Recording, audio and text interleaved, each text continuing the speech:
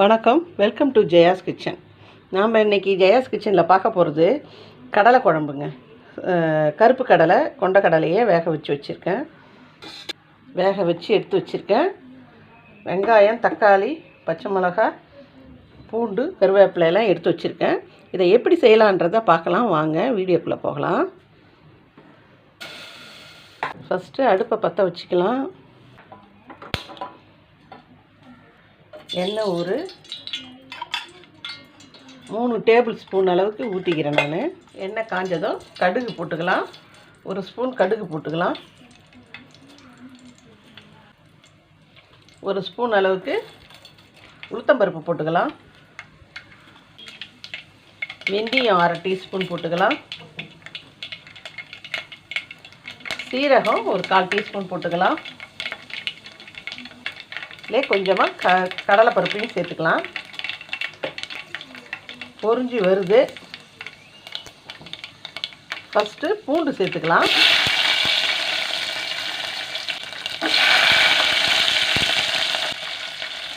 கருவேப்பிலை சேர்த்துக்கலாம்.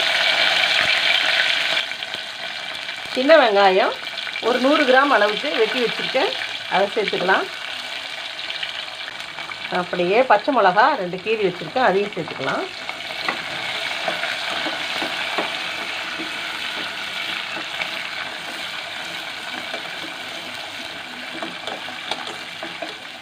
வெங்காயம் நல்லா வதங்கிருக்கு.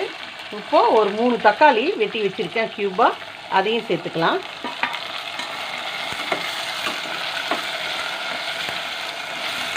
கத்திரிக்காய் வெட்டி வச்சுருக்கேன், அதையும் சேர்த்துக்கலாம்.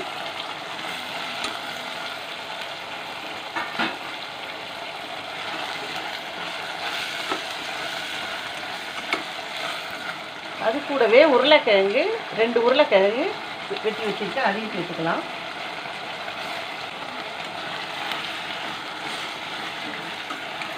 இந்த காயெல்லாம் சேர்த்து செய்யும்போது ரொம்ப நல்லா இருக்குங்க அந்த கடலைக்கறி குழம்பு. அதனால தான் நான் இதை சேர்க்குறேன். ஒரு 2 நிமிஷம் வதங்கட்டும். மூடி போட்டு வச்சுருப்போம். ஒரு 2 நிமிஷம் ஆயிடுச்சு. காயும் வதங்கிருக்கு. எண்ணெயில் ஒரு வதக்கி விட்டுட்டு தான் நாம் கொஞ்சம் தண்ணி ஊற்றணும். டைரெக்டாக புளி ஊற்றக்கூடாது. ஏன்னா காய் இங்கே சிலது மறுத்துடும். அதனால் கொஞ்சமாக தண்ணியை விட்டுக்கலாம். தண்ணியை விட்டு ஒரு வேகட்டும், ஒரு 5 நிமிஷம் வேகட்டும். 5 நிமிஷம் வெந்ததுக்கப்புறம் புளியை கரைச்சி ஊற்றிக்கலாம். இது அப்படியே வேகட்டும். மூடி போட்டு வச்சுடுவோம். இப்போ திறந்து பார்க்கலாம்.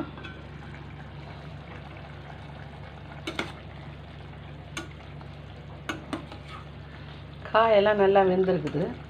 உருளைக்கிழங்கு வெந்துருதான்னு பார்க்கலாம். உருளைக்கிழங்கு வெந்துடுது.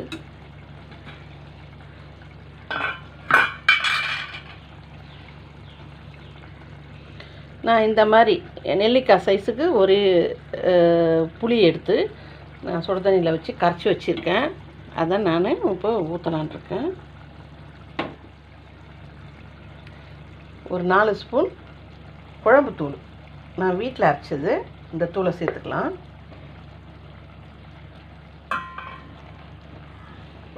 இதில் போட்டு நல்லா பரட்டி எடுத்துக்கலாம்.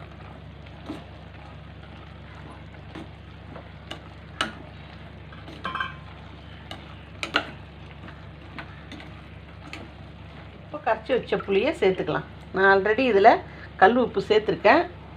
இதை ஊற்றிட்டு எவ்வளோ கரெக்டாக இருக்குதானான்னு பார்த்துட்டு நம்ம அப்புறமா உப்பு சேர்த்துக்கலாம்.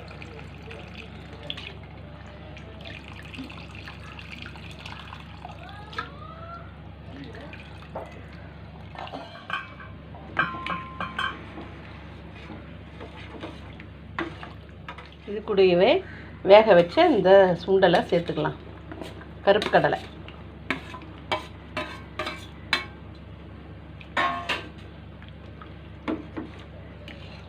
இந்த புளிப்பு, காரம், உப்பு எல்லாம் சேர்ந்து எல்லாம் வேகும். இது ரொம்ப நல்லா இருக்குங்க. இது நல்லா கொதிக்கட்டும். உப்பு இருக்குதான்னு பார்த்துக்கலாம். உப்பு கொஞ்சம் குறையுது. நான் இந்த கல் உப்பு சேர்த்துக்கிறேன்.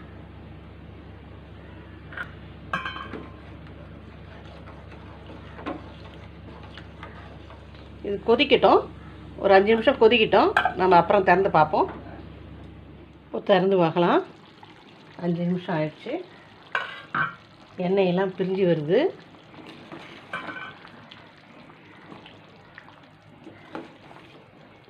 தேங்காயை ஊற்றிக்கலாம்.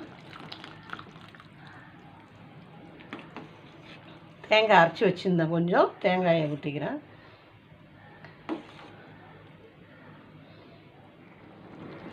தேங்காயை ஊற்றிட்டோம். இப்போ அதுவே கொதி வருது. இப்போ கடைசியாக கொஞ்சம் நல்லெண்ணெய் சேர்த்துக்கலாம். ஒரு 3 டேபிள் ஸ்பூன் எண்ணெய் சேர்த்துக்கலாம், நல்லெண்ணெய். கார குழம்புக்கெலாம் நல்லெண்ணெய் சேர்த்தா ரொம்ப நல்லாயிருக்கும், அதனால தான் சேர்த்துக்கிறேன்.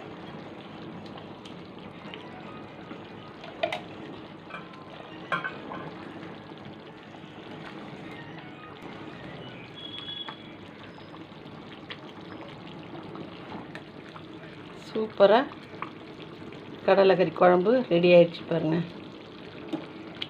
கொத்தமல்லியை போட்டு இறக்கிட வேண்டியதுதான்.